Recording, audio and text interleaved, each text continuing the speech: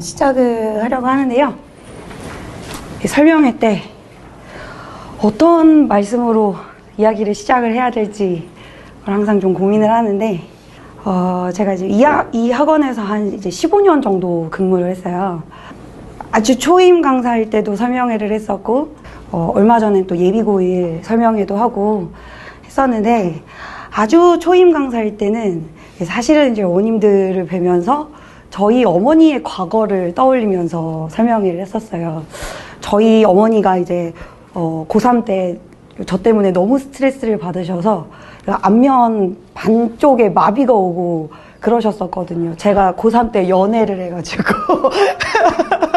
스트레스를 너무 많이 받으셔서 한쪽에 마비가 오시고, 하여튼 그런 이제 엄마의 마음을 생각하면서 설명회를 이제 초임 강사 때는 했었는데, 지금은 어느덧 세월이 흘러서 저희 아이가 지금 초등학생이에요. 그래서 지금은 어떤 모습으로 어머님들을 보게 되냐면 저의 미래를 보는 느낌으로 어머님들을 보게 돼요. 그래서 제가 만약에 이 자리에 앉아 있다면 나는 어떤 궁금증을 가지고 여기 앉아 있을까라는 생각으로 이야기를 좀 준비를 하게 되거든요. 저는 이제 이런 궁금증이 생길 것 같아요. 이 학원이 만약 우리 아이가 알아서 잘하는 아이라면 그 알아서 잘하는 아이가 믿고 들을 수 있는 그런 강의, 매력적인 선생님이 있는 학원인가? 그게 좀 궁금할 것 같고, 우리 아이가 알아서 잘 안 하는 아이라면 그럼에도 불구하고 우리 애를 좀 믿고 맡길 수 있는, 책임지고 우리 아이를 좀 데려가 줄 수 있는 그런 학원일까?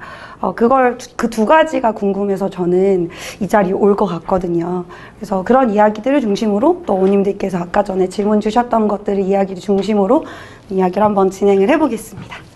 네, 저는 인사를 좀 드리자면요.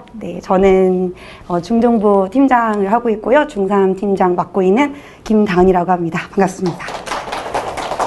네. 아마 전영쌤은 저의 이런 인사를 많이 들어보셨을 텐데, 제가 항상 설명회 할 때마다 이 사진을 보여드리면서, 애 낳기 전에 찍은 사진이다. 그렇게 말씀을 좀 드리고 있어요. 네. 어떤가요? 사진이 좀 잘 나왔죠? 네. 감사합니다. 역시 어머님들. 감사합니다.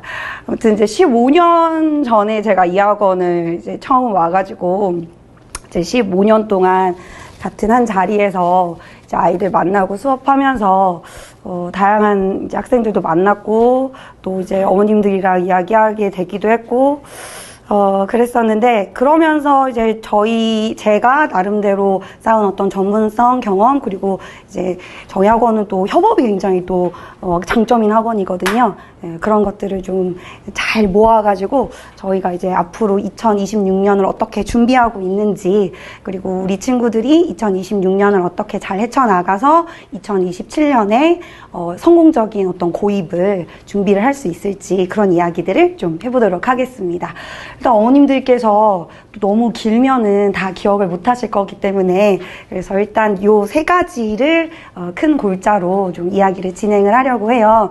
오늘 제가 드린 이 요 자료가 이 슬라이드랑 내용이 똑같거든요. 그래서 중간중간 내용 이제 넘겨보시면서 보시면 되겠고요.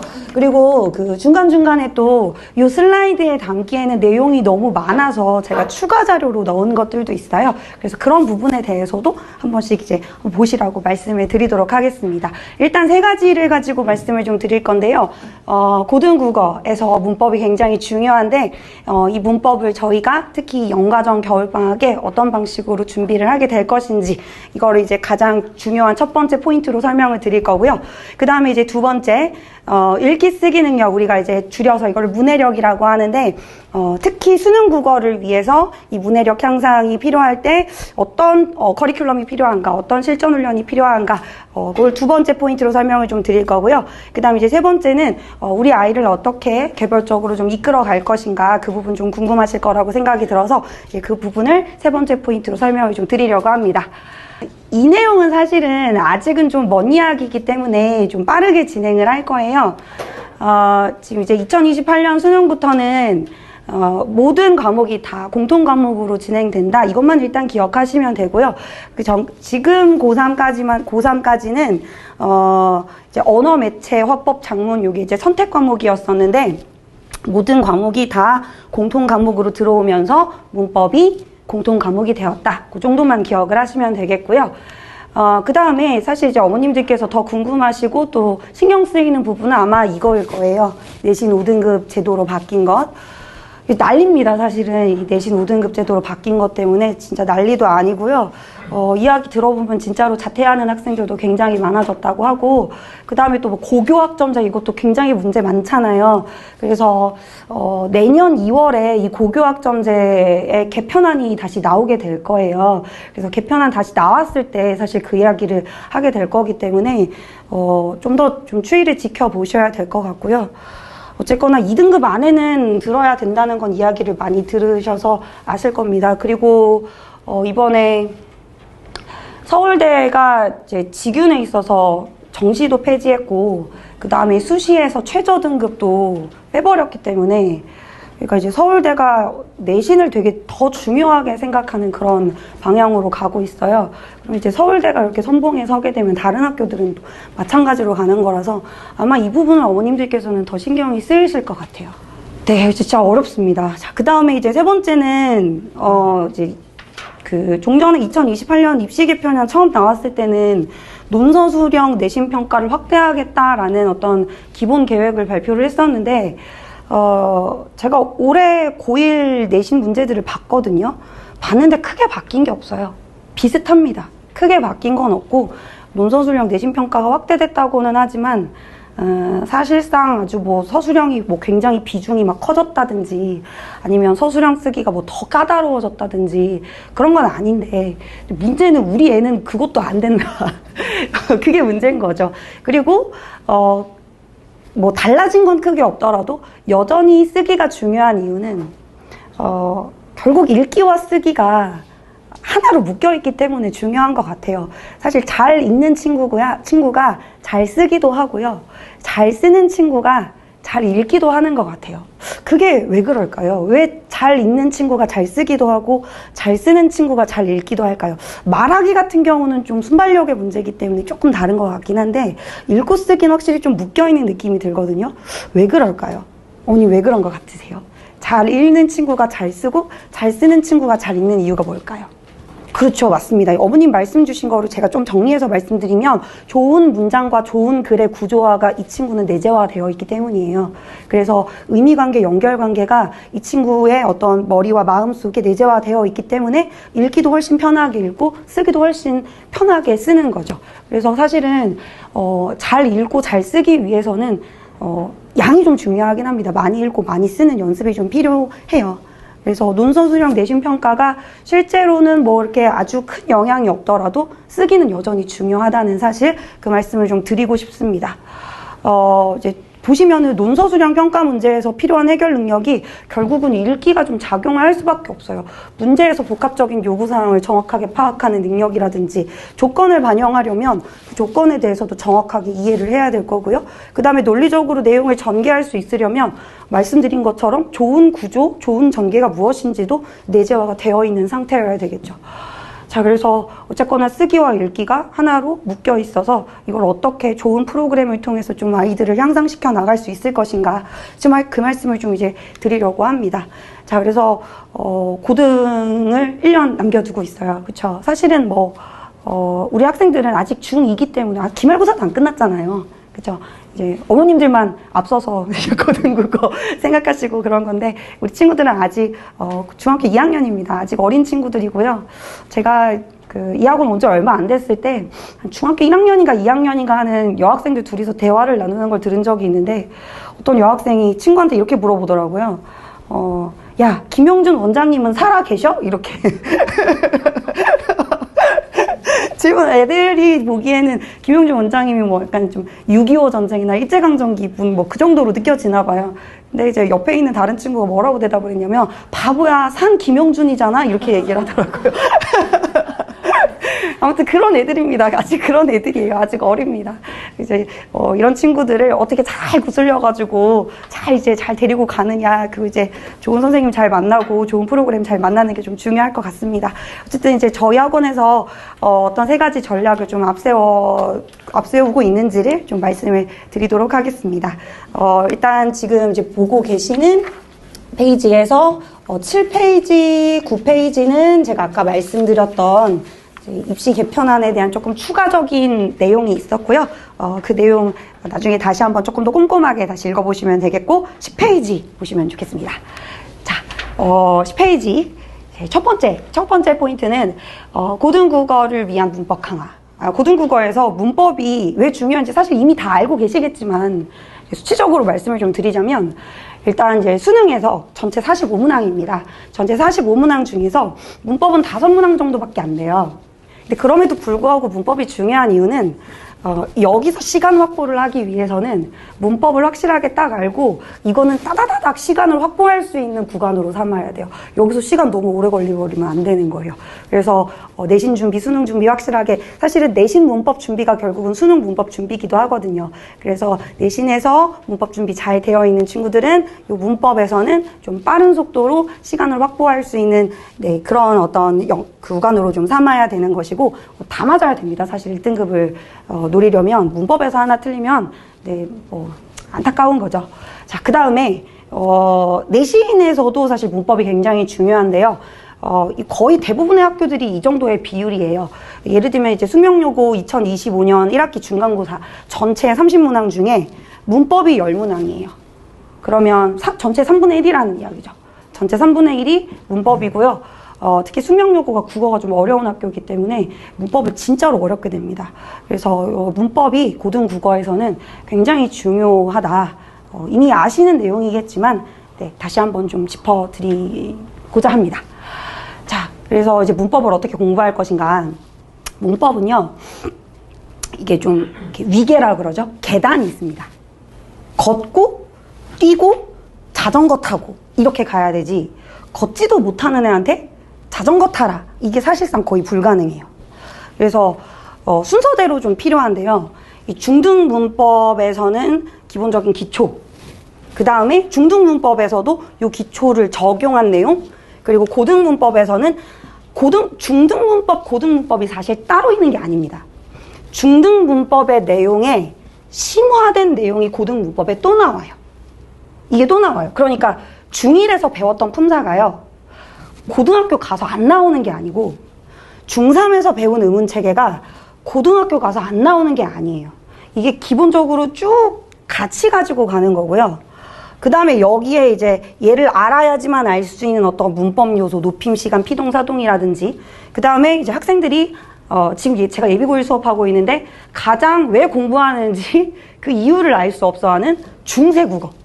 이 중세국어를 알려면 현대국어가 딱 빠삭해야 되겠죠. 정리가 좀 잘 돼 있어야 됩니다. 그래서 요 고등 문법까지 기본적인 어떤 위계와 순서가 있는데, 근데 안타깝게 생각하는 부분은 지금 중학교 2학년 친구들인데, 이 친구들이 지금 이제 교과서 바뀌기 직전의 학년이에요.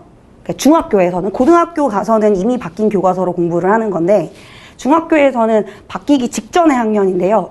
저는 지금 현재 중2 학생들이 중1, 중2, 중3에서 배우는 이 문법 커리큘럼이 단군 이래 최악인 것 같아요. 단군 이래 최악. 네, 진짜 단군 이래 최악입니다. 제가 이렇게 말씀드리는 이유는요, 이게 위계가 다 꼬여 있어요. 이 기초가 제 순서가 이렇게 가야 되거든요. 순서가 이렇게 가야 되는데, 중1에서 품사 배우고, 사실은 그 전까지만 해도 의문체계를 중1 때 배웠거든요. 그럼 못해도 중2 때는 배워야 된다고 생각을 해요. 그래서 요걸 배우고 난 다음에 그 다음에 이쪽으로 넘어가야 되는데, 중1의 품사를 배우는데 심지어 시험도 안 봐요. 시험 안 보는 학교들 많거든요. 품사 파트에서. 왜냐하면 1학년 때 시험을 보통 한 번 보잖아요. 1학기, 2학기 둘 중에. 근데 이제 학생들한테 얘기 들어보면, 지금 예비고일 학생들한테도 물어보면은 품사로 시험을 안 봤다고 얘기하는 친구들이 굉장히 많아요. 근데 물론 뭐 시험이 전부는 아니겠지만, 뭐 시험 봤다고 해서 다 아는 것도 아니긴 하지만, 시험을 보게 되면 일단 그래도 좀 집약해서 공부를 하기 때문에, 몰입해서 공부를 하기 때문에 훨씬 더 많이 남거든요. 근데 이제 시험도 안 봤어. 게다가 이거 형태에서 굉장히 중요한데 아예 빠져 있어요. 아예 빠져 있어요. 아예 빠져 있고, 그 다음에 요거 지금 의문체계 안 배운 상태에서 중2에서 표준 발음법 배워요. 그러니까 이거를 이제 체계가 잡힌 상태에서 배우는 게 아니라 그냥 그 나타난 현상, 예를 들면 표준 발음법 같은 경우도 그냥 이제 내 눈앞에서 나타난 현상을 그냥 이제 암기만 하고 끝나는 거예요. 물론 이제 저희 학원에서 잘 배운 친구들은 선생님들이 의문체계까지 같이 가르쳐 주시고 요거까지 같이 이제 따박따박 이제 기반 딱 맞춰가지고 수업을 해주시긴 하지만, 그게 아니라 그냥 혼자 공부했거나 아니면 뭐 오로지 이제 학교에서만 공부했거나 그런 친구들은 그냥 이 체계 없이 그냥 걷지도 못하면서 뛰어가는 것만 흉내 냈을 가능성이 좀 커요. 그래서 저는 이 커리큘럼이 진짜 별로인 것 같아요. 그래서 제가 정말 별로라고 생각했는데 이번 바뀐 교과서에서는 제가 이야기하는 요 순서대로 바뀌었습니다. 제가 얘기한 요 순서대로 바뀌었어요. 그래서 제가 지금 2학년이 제일 안타깝다고 얘기하는 거예요. 그래서 요 위계화 순서가 굉장히 중요하고, 요 위계화 순서가 있어야지만 이 앞에 걸 알아야지만 이게 정확하게 이해가 되고, 요걸 알아야지만 여기서 이제 이야기하는 심화를 좀 제대로 접근해서 갈 수가 있는데, 그게 좀 잘 안 되고 있는 게 현재 중2 학생들이 좀 겪고 있는 교과서의 커리큘럼이라서 사실은 조금 안타까운 부분이 있어요. 그래서 그 부분을 좀 채워주는 게 저희 역할이라는 생각이 들고요. 그래서 지금 이제 중3에서는 내신 문법이 어떤 게 나오냐면, 의문체계, 문장 성분, 문장 확대, 이렇게 세 가지가 중3 내신 문법에 나와요. 그래서 요거를 저희가 연과정 겨울방학 커리큘럼에 다 넣었거든요. 그래서 이제 의문체계가 중3 내신 문법에도 나오고, 그 다음에 고1에서, 사실 중2에서 표준발음법을 하기는 했지만 고1에서 표준발음법이 또 나옵니다. 그래서 이 고1에서 나오는 표준발음법은 중3에서 배운 의문체계를 바탕으로 더 깊고 심화된 내용이 들어가겠죠. 그래서 이 내용이 연결이 되기 때문에 굉장히 중요하고요. 그 다음에 이제 문장 성분이랑 문장 확대, 특히 이 문장 성분, 문장 확대를 이제 묶어서 문장의 짜임이다 이렇게 이야기를 하는데, 이게 보통은 3학년 2학기에 많이 나옵니다. 네, 뭐 혹시 진선여중이나 단대부중 어머님 있으신가요? 진선여중, 단대부중 학교 같은 경우에는 이게 이제 3학년 1학기에 나오고요. 이제 교과서마다 조금 이제 편제가 살짝 다르긴 한데, 어쨌거나 이게 1학기에 나오든 2학기에 나오든지 간에 저는 이제 중3 내신 문법의 끝판왕이라고 이 친구를 불러요. 중3 내신 문법이 아니라 그냥 중등국어 통틀어서 내신 문법의 끝판왕입니다. 이게 제일 어려워요. 그래서 저희도 이제 내신 수업할 때 좀 잘 못 따라오는 친구들은 특히 이 문장이 짜임할 때는 중간에 이제 평일에 클리닉으로도 되게 많이 불러요. 그만큼 되게 좀 어렵거든요. 그래서 이제 문장 성분, 문장 확대 이 부분이 굉장히 중요한데, 이 내용이 다시 고등국어에서 높임, 시간, 피동 표현이라는 문법 요소와 직접적으로 관련이 있고요. 그 다음에 여기 이제 문장 성분, 문장 확대에서 이야기하는 뭐 명사형 전성어미라든지 뭐 아니면 격조사라든지 이런 걸 알아야지만 또 중세 국어도 이해가 됩니다. 그래서 이게 굉장히 좀 중요한 내용이에요. 그래서 저희는 이제 어떤 식으로 위계를 짜서 이제 프로그램을 좀 진행을 하려고 하냐면요. 일단은 정규 수업은 중3 문법의 내용을 중심으로 이제 짰고요. 이렇게 의문체계, 그 다음에 문장의 짜임. 그런데 이 문장의 짜임을 공부하기 위해서는 사실 이제 품사에 대한 기본 지식, 또 형태소에 대한 기본 지식이 좀 필요해요. 그래서 품사, 형태소, 이 품사 내용 같은 경우는 중학교 1학년 때 공부하긴 했지만 이 내용을 좀 고등국어 심화 버전으로 특강으로 미리 수업을 하고 난 다음에, 그 다음에 형태소에 대해서도 고등국어 심화 버전으로 미리 좀 수업을 하고 난 다음에, 특강 수업을 하고 난 다음에, 그 다음에 정규 수업 문장의 짜임으로 넘어가려고 합니다. 그래서 제가 이제 학생들한테도 강조를 좀 할 건데, 이 문장의 짜임을 공부하기 위해서 반드시 특강을 좀 들어야 된다. 그래서 제가 순서를 맞춰놨거든요. 진짜 세심하게 맞췄습니다. 그래서 요거를 듣고 난 다음에 문장의 짜임을 들으러 들어오면은 훨씬 더 이해하기가 편할 거예요. 훨씬 더 이해하기 편할 거예요. 제가 이렇게 생각한 이유가, 그 전에는 요거를 안 하고도 수업을 한번 해봤어요. 이걸 안 하고 그냥 수업을 하니까 저도 힘들고 애들도 힘들고 모두가 불행해요. 모두가 불행해요. 사실 어머님들이 생각하시기에는 뭐 그냥 앞에서 말하는 사람은 그냥 자기 준비한 말만 따박따박 하고 가면 되겠지 이렇게 생각하실 수도 있는데 제가 눈에 보이거든요. 얘네가 지금 내 말이 얘 귀에 들어가는지 아니면 벽에 치는 탁구공인지 그게 눈에 보여요. 그러면 저는 이제 또 이해를 시키려고 막 땀을 흘리고 막 계속 이야기를 하고 애들은 애들대로 길어지니까 또 힘들어지고 그렇게 되거든요. 그래서 물론 요 특강을 안 들었어도 들을 수 있게끔 저는 이제 수업을 진행을 하긴 하겠지만 특강을 듣고 들어오면은 훨씬 더 편안하게 문장의 짜임 2강을 수업을 들을 수가 있다. 그래서 이제 제가 순서를 좀 세심하게 좀 짰고요. 그 다음에 이제 의문체계. 요건 이제 중3에서 나오는 문법인데 의문체계를 알고 나면은 고등국어에서 이야기하는 표준 발음법이 더 눈에 잘 들어옵니다. 그래서 제가 순서를 요렇게 짰어요. 그래서 품사특강, 형태소 특강은 14일, 15일, 20일, 22일 이때 중에 하나로 선택이 돼요. 선택하면 돼요. 4개의 시간 중에 하나 선택합니다. 4개의 시간 중에 하나, 뭐 그 중에 하나는 괜찮겠지. 혹은 인강으로도 들을 수 있어요. 인강으로도 들어도 됩니다. 요거 수업 듣고 난 다음에 23일, 30일에 문장의 성분, 문장의 확대 들으면 훨씬 이해가 더 잘 될 거예요. 그 다음에 의문의 체계를 듣고 난 다음에 그 다음에 28일, 29일 만약에 이때 못 들었으면 봄방학 때 2월 12일, 2월 11일, 12일 요 중에 또 하나를 선택할 수 있게 그렇게 제가 순서를 좀 맞췄어요. 사실은 조금 더 일찍 하고 싶은 마음은 있었는데 보니까 이번에 뭐 1월 초에 방학을 하는 학교도 있고 좀 방학이 좀 늦은 학교도 좀 있더라고요. 그래서 최대한 좀 그래도 많은 학생들이 함께 할 수 있는 시간으로 좀 해야 될 것 같아서 제가 그래도 좀 한 주를 늦춰도 괜찮을까 했는데 아슬아슬하게 딱 맞더라고요.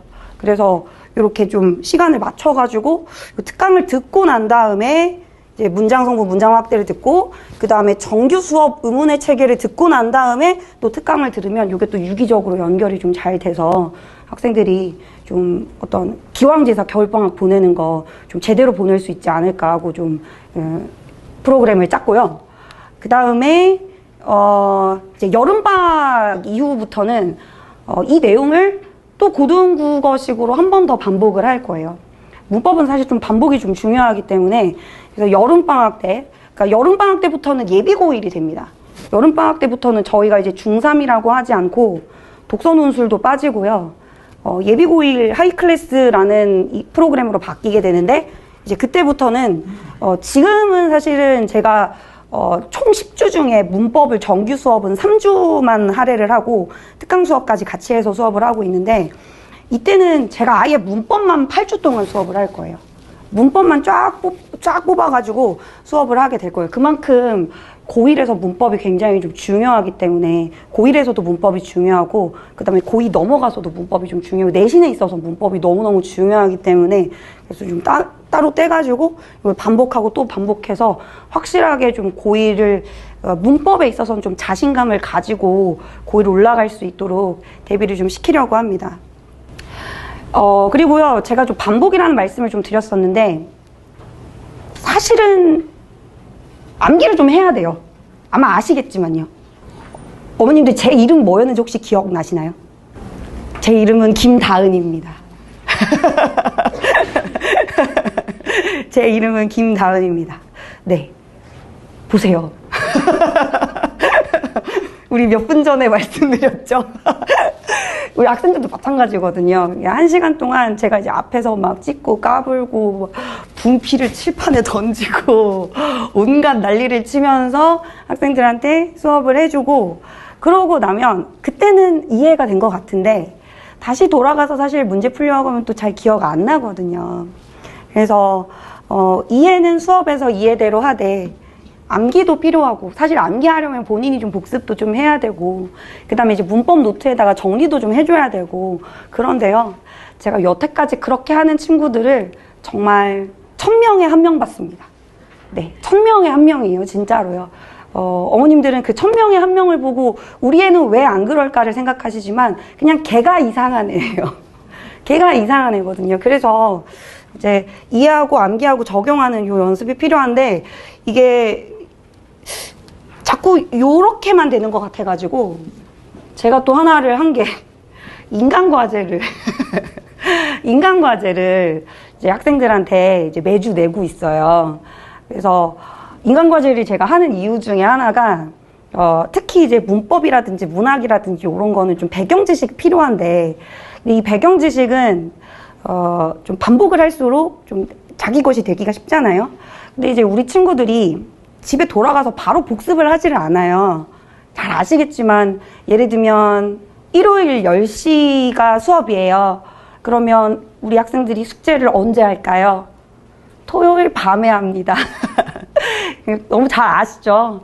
어머님들 답답하시잖아요. 네, 저도 답답해요.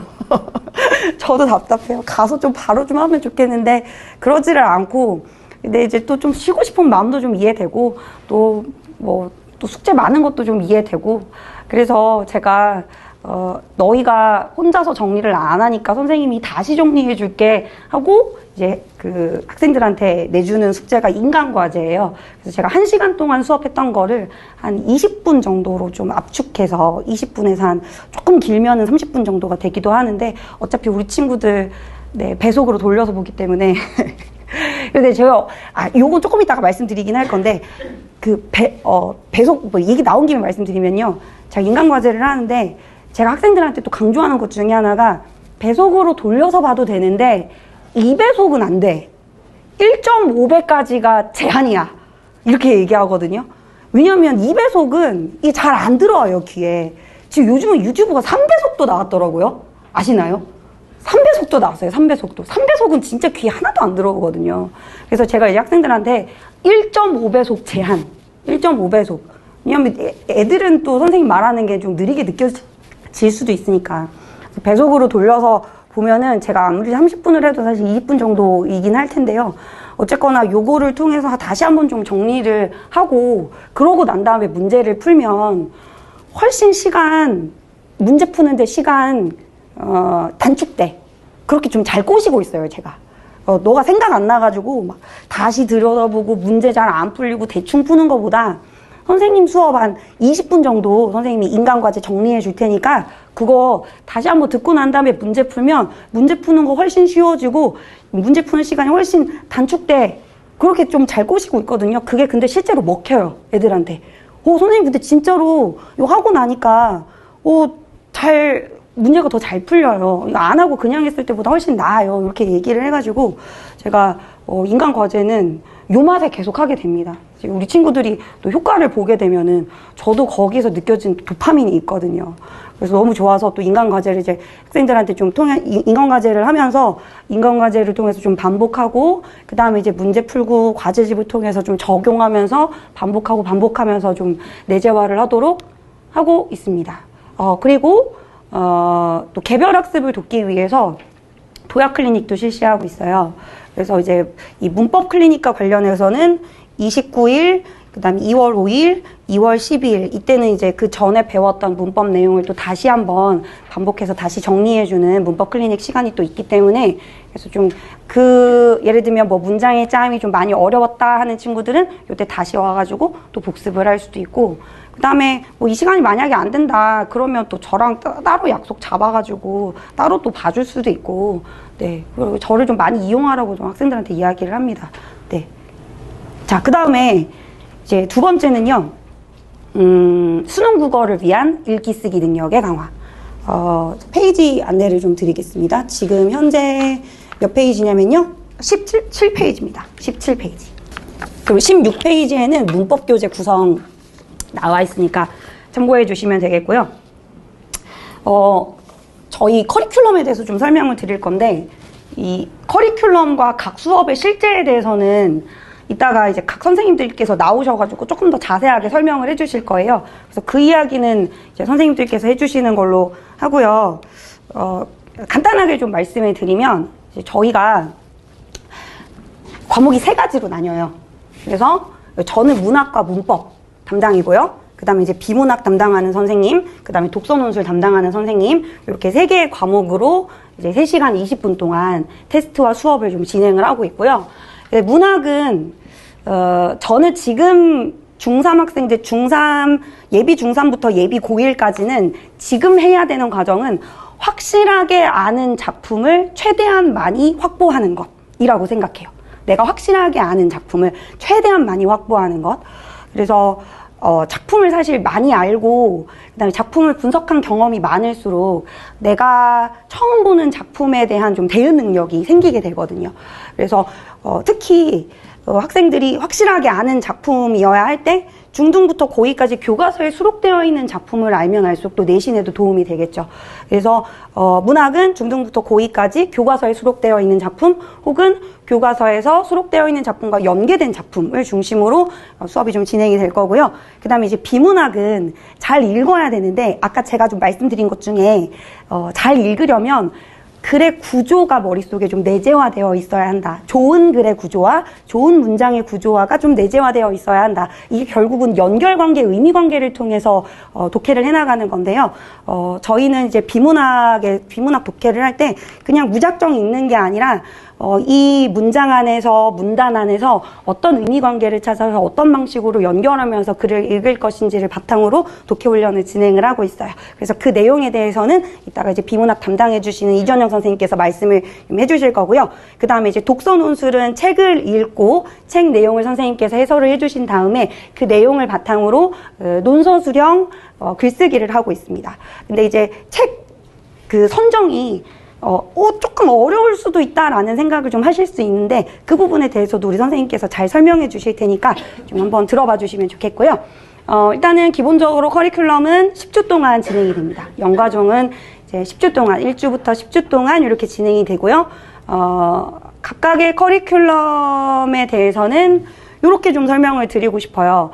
수능 모의고사 기출작품을 완벽 마스터할 수 있는 기회, 특히 고등에서 나오는 고1 국어 교과서 작품들을 좀 완벽 마스터할 수 있는 기회.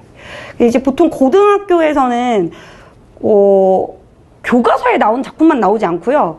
교과서에 나오는 작품의 연계 작품이 또 같이 출제가 되거든요. 그래서 그거랑 좀 같이 연계해가지고 이제 배울 수 있는 작품들을 저희가 커리큘럼에 좀 구성을 하고 있습니다. 그래서 요거 이제 어떤 연관성을 갖고 있는지는 제가 이제 슬라이드에다가 실어놨기 때문에 한번 보고 참고해 주시면 좋겠고요.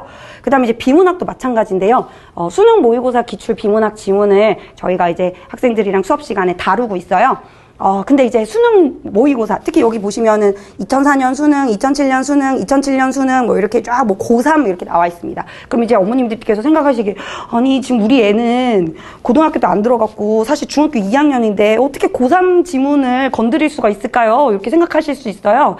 그런데 지금 저희가 다루고 있는 요 지문들을 보시면요. 대체로 2000년대부터 2010년대예요. 2000년대부터 2010년대에는 지금에 비해서는 훨씬 쉽습니다. 오히려 고1 지문보다 더 쉬워요.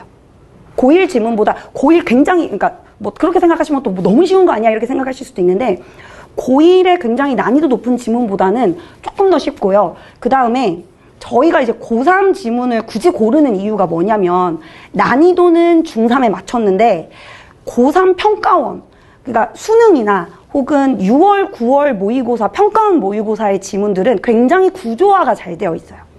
그래서 사실 다른 뭐 학력평가라든지 뭐 고1 학력평가라든지 고3 학력평가에 나오는 지문들은 원래 있는 책의 내용을 그 선생님들이 좀 짜집기해서 발췌해가지고 문제로 만들어서 쓰시는 거거든요. 그런데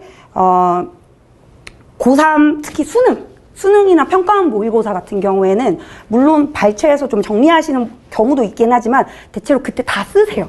오히려 문제를 위해서 만들어진 지문이기 때문에 그래서 굉장히 의미관계나 연결관계가 아주 또렷하고 명확합니다. 그래서 학생들이 어떤 의미관계, 연결관계를 바탕으로 독해를 진행해 나가는 데 있어서 굉장히 좋은 교본이 돼요. 그래서 처음 연과정 시작할 때 그 어떤 지문보다도 가장 좋은 지문이라고 생각해서 고3 2000년대부터 2010년대 고3 지문을 넣은 거예요. 그래서 그렇게 좀 생각을 해주시고, 말씀드렸던 것처럼 어떤 연결 관계들에 좀 집중해서 학생들이 지문을 읽어나갈 수 있도록 이렇게 좀 컨셉을 잡아서 비문학 수업이 진행이 됩니다. 자, 그 다음에 이제 독서 논술은요, 책이 4권의 책이 선택이 되는데요. 이렇게 그냥 선택된 커리큘럼이 아니라 특히 수능 비문학에서 주로 출제되는 어떤 필수 개념들을 잘 다루고 잘 설명해주고 있는 책들을 저희가 영과정뿐만 아니라 1과정, 2과정에서 선정해서 넣고 있습니다. 아마도 가장 걱정되는 책이 이 마지막 책이 아닐까라는 생각이 좀 들어요. 어머님들께서 걱정하시는 책이요. 정의란 무엇인가. 근데 이제 사실 처음 시작할 때는 어머님들이 정의란 무엇인가를 가장 많이 걱정하시는데요. 이 4개의 책 중에 가장 인기 있는 책이 정의란 무엇인가예요. 학생들한테 제일 인기 있는 책이. 왜냐하면 사례 중심으로 되어 있어서 오히려 물론 중간중간에 어려운 부분이 있긴 하지만 그 어려운 부분에 대해서 선생님이 좀 잘 정리를 해주실 거고요. 우리 선생님이 아주 기가 막히게 이 책 해설을 너무 잘 해주시거든요. 그래서 책을 혼자 읽으면서 좀 어려웠던 부분을 선생님이 잘 뚫어서 정리도 해주실 거고, 그 내용을 바탕으로 조금 더 생각해서 쓸 수 있는 글들도 잘 쓸 수 있도록 가이드를 좀 해주실 거예요. 저는 오히려 이런 책들을 학생들이 읽어야 된다고 생각해요. 본인의 손으로는 절대로 고르지 않을 책. 저도 사실 요즘 성인 독서 모임 하고 있거든요. 근데 제가 절대 고르지 않을 책들을 저는 좀 읽고 있어요.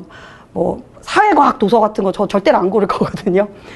그런데 그런 사회과학 도서들을 읽음으로써 사실 한 단계 좀 성장할 수 있는 부분이 있는데, 그게 혼자 읽기는 좀 어렵지만 누군가의 도움이 있으면 한 단계 좀 올라설 수 있는 부분이 있거든요. 그 역할을 우리 선생님께서 너무 잘해 주실 겁니다. 그 다음에요. 자, 2번째입니다. 2번째는 페이지상으로 21페이지부터 23페이지에 아까 전에 말씀드렸던 내용 제가 추가 자료 넣어놨고, 24페이지, 25페이지에 저희 교재 샘플 넣어놨습니다. 이제 보고 참고해 주시면 좋겠습니다. 자, 그 다음에 26페이지, 27페이지에서 이제 논서 수령 관련 이야기 좀 드릴게요. 네, 저희 수업 내용이랑 그 다음에 평가, 그 다음 과제집 내용까지 좀 같이 설명을 좀 드리려고 하는데, 독서논술 수업의 경우에는 수업 내용은 선생님께서 학생들이 읽어온 책 내용을 정리를 해주실 거예요. 책 내용을 정리를 좀 해주시고, 그 다음에 그 책 내용과 관련되어 있는 논제를 선생님께서 분석을 해주시고, 그 다음에 그 분석한 내용을 바탕으로 매주 논술 답안을 작성하게 됩니다. 그래서 이 과정에 대해서는 이제 선생님께서 더 자세하게 설명을 해주실 테니까 저는 이 정도로만 간단하게 말씀드리고요. 그 다음에 조건에 맞춰서 논술형 문제를 답안을 작성을 하고요. 그 다음에 여기에 대해서 학생들한테 이제 좋은 교본이 되는 모범 답안을 제공을 하고, 다음 주 첨삭을 통해서 피드백을 제공합니다. 그리고 논술 하위권 학생들은 대면 첨삭 클리닉을 받을 수 있도록 학생들을 따로 좀 부르고 있고요. 그 다음에 이제 과제집에서는 학생들이 이제 정해진 어떤 분량의 필독서를 읽고 과제집의 확인 문제를 풀어보면서 이게 사실 이 확인 문제 자체가 좀 책을 읽는 데 있어서 가이드를 제공을 해줘요. 그래서 이 책을 읽을 때 어떤 부분을 중심으로 줄기를 잡아서 읽어야 될지에 대한 가이드를 좀 제공을 해주기 때문에 이 과제집의 확인 문제를 잘 정리하면서 이제 책을 읽을 수 있도록 과제집이 구성이 되어 있습니다. 자, 그 다음에 이제 문법 문학의 경우는요, 말씀드렸던 것처럼 문법은 이제 3주 동안 중3 핵심 문법 수업을 좀 진행을 하고요. 그 다음에 이제 문학은 고등교과서에서 필수로 다루고 있는 작가와 작품들 다루고 있습니다. 매주 복습 테스트 실시하고요. 테스트 하위권 학생들은 문법 문학 클리닉에 부릅니다. 그 다음에 과제집은 복습 과제가 있고요. 이 복습 과제가 객관식 문제 훈련도 있지만 쓰는 훈련도 좀 중요하기 때문에 제가 서술형 문제를 좀 출제를 했어요. 이게 어제 따온 게 아니라 제가 직접 냈어요. 제가 직접 출제해서 지금 현재 강남권에서 뭐 고등에서 혹은 뭐 숙명여중 같은 경우는 또 이제 서술형 문제가 까다롭기도 하기 때문에 그런 숙명여중 문제라든지 아니면 강남권 고등학교에서 내는 어떤 그 조건들을 제가 좀 참고해가지고 이 내용을 바탕으로 제가 좀 직접 출제한 강남권 기출 유사 서술형 문제들을 통해서 학생들이 좀 서술형 문제를 문법 문학으로 훈련을 좀 할 수 있도록 과제집을 좀 구성했습니다. 그 다음에 이제 비문학의 경우는 이제 수업 내용은 이제 독해 원리, 말씀드렸던 의미 관계를 통해서 어떻게 글을 읽어 나가는지에 대한 원리 학습 학습이 이루어지고요. 그 다음에 모의고사 기출지문을 바탕으로 이 원리를 좀 적용을 해보고 문제를 풀어보는 시간을 갖습니다. 그 다음에 이제 마찬가지로 매주 복습 테스트를 실시하고 하위권 학생들은 비문학 클리닉에 학생들을 좀 부르게 되고요. 그 다음에 이제 과제집에서도 객관식 문제 훈련이 있는데 여기 한 가지 더 더해지는 게 문단을 읽고 문장 요약하는 훈련이 있어요. 이 부분에 대해서는 조금 말씀드리고 싶은 부분이 30페이지 한번 보시겠어요, 어머님? 자, 30페이지 보시면요. 문법문학 과제집에 서술형 문제 예시가 나와 있고 그 다음에 비문학 과제집에 서술형 문제 예시가 나와 있습니다. 그래서 이제 문단을 읽고 문장 요약 훈련하도록 되어 있는데 그 밑에 보시면 중심화제는 미리 제시를 좀 해주고 있고요. 이거 배운 지문이에요. 배운 지문을 바탕으로 다시 한번 요약을 해보는 건데 중심화제 제시해주고 밑에 뭐 나와 있는지 보이시죠? 뭐가 나오나요? 제시어가 있죠. 왜 이 제시어를 제공을 해주냐면요. 이거 없이 그냥 요약해라 라고 하면은 무슨 일이 벌어지냐면 특히 이제 남학생들 과제집에서 많이 발견되는 현상인데 밑줄 쳐놓고 화살표 이렇게 해놔요. 밑줄 쳐놓고 이렇게 화살표를 해놓거든요.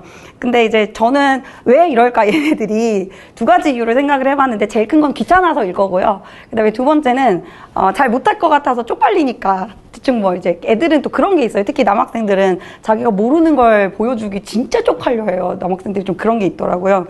그래서 이제 좀 이렇게 완벽하고 싶은데 내가 완벽하지 않은 걸 보여주는 게 싫으니까 이렇게 대충 하는 그런 경향들이 좀 있는 것 같더라고요. 그래서 제시어를 주면은 그래도 이게 잘 조합해가지고 어떻게든 만들어서 써옵니다. 그래서 이게 완벽하지 않더라도 어떻게든 만들어서 써오는 그 과정이 저는 중요하다고 생각하거든요.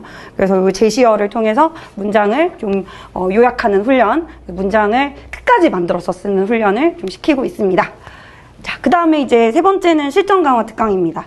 그래서 이 수능 국어 실력을 위해서 실전 강화 특강을 4가지로 구성을 하고 있는데요. 문법 특강에 대해서는 이미 앞에서 말씀드렸기 때문에 모의고사 특강에 대해서 조금 더 자세하게 말씀을 좀 드릴게요. 자, 다음 슬라이드에서는 이제 고등국어 품사 특강, 그 다음에 형태소 특강, 그 다음에 표준 발음법 특강, 각각 일시가 어떤지, 어떤 내용으로 수업하고 있는지 제가 이제 슬라이드에 정리를 해놨습니다. 그리고 너무 죄송한 말씀이 여기 지금 120분이 아니라 이 180분이에요. 표준 발음법은 180분, 3시간으로 수업합니다. 나머지는 2시간 수업하고요. 표준 발음법은 3시간 수업입니다. 이 내용이 많아가지고 3시간 수업을 해야 돼요. 그리고 이제 신청 방법은 신청 링크를 문자로 발송을 드리면 신청을 하시도록 되어 있는데 자세한 신청 방법은 저희가 학생들한테 따로 설명도 하고 또 어머님들한테도 또 공지를 좀 드릴 예정이에요. 이제 실전 모의고사 특강입니다. 실전 모의고사 특강도 이제 3시간 수업으로 이루어지는데요. 심플하게 이렇게 생각하시면 돼요. 고1 모의고사를 같이 풀어보고 고1 모의고사에 대해서 해설하는 수업입니다. 그래서 고1 모의고사 문제를 풀어보는 가장 중요한 이유는 지금 현재 나의 위치가 어느 정도 되는지를 좀 가늠해 보기 위해서예요. 근데 이제 제가 학생들한테 좀 잘 달래긴 할 거예요. 이거 못 봤다고 해서 혼내지 않을 거야. 지금 혼내지 않을 거야. 그리고 지금 못 봤다고 해서 이거 부끄러운 거 아니야. 처음 보면 당연히 점수 잘 안 나오고 등급 잘 안 나오는 거 너무 당연한 거야 라고 이제 좀 학생들을 우쭈쭈를 좀 해줄 거예요. 그런데 이제 그럼에도 불구하고 해야 되는 이유는 지금 현재 나의 상황이 어떤지를 알아야 내가 어느 방향으로 가야 할지가 눈에 더 잘 보이기 때문이고요. 그 다음에 많이 하면 많이 할수록 늘어요, 진짜로. 많이 하면 많이 할수록 늡니다. 물론 이 친구는 처음부터 3등급이었어요. 처음부터 3등급이었으면 처음 한 거 치고 3등급이면 굉장히 잘한 거거든요. 어머님들이 생각하셨을 때 이제 이렇게 생각하실 수 있어요. 우리 애는 내신 시험 봤을 때는 100점을 놓치지 않은 아이인데 한 문제 정도만 틀렸었는데 모의고사를 봤는데 선생님 5점 좋아요. 80점이 나왔어요. 이렇게 생각하실 수 있거든요. 사실 근데 이거 되게 잘 본 거예요. 되게 잘 본 거예요. 처음 한 학생인데 80점 나오고 3등급 나왔다는 건 굉장히 잘한 거고요. 제가 여기서 사실 이제 보여드리기 위해서 좋은 사례를 가지고 오긴 했지만 5등급에서 2등급으로 오른 사례들도 있고요. 사실 5등급에서 1등급으로 오른 사례들도 있습니다. 지금 이제 저희 0과정부터 시작해서 5과정 예비 고1까지 계속 쭉 같이 가고 있는 친구들 중에 꼬박꼬박 이제 모의고사 같이 하고 훈련해가지고 성적 변화를 이뤄낸 친구들이 많아요. 자, 그 다음에 이제 세 번째입니다. 세 번째는 이제 우리 아이를 어떻게 잘 끌고 갈 수 있을 것인가, 어떻게 잘 책임져 줄 것인가, 그 부분 궁금하실 것 같아서 이제 이 세 번째 마지막 핵심 포인트를 설명을 좀 드리려고 해요. 이제 매주 복습 테스트가 있습니다. 그래서 매주 복습 테스트와 또 재시험이 있는데요. 테스트가 총 4개의 테스트가 있어요. 총 4개의 테스트. 그러니까 기본적으로 수업과 관련된 복습 테스트. 그래서 독서 논술. 독서 논술은 읽어온 책에 대한 확인 테스트 같은 거죠. 자, 그 다음에 문학, 비문학은 그 전주 수업에 대한 복습 테스트입니다.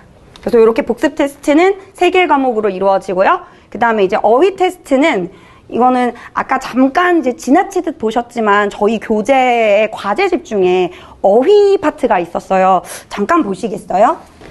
25페이지에 저희 과제집에 실려있는 한자 어휘 교재인데요. 저희가 굉장히 자랑하는 아주 자랑스럽게 생각하는 어휘 교재입니다. 시중에 내놔도 내로라 할 만한 굉장히 자랑스럽게 생각하는 교재인데요.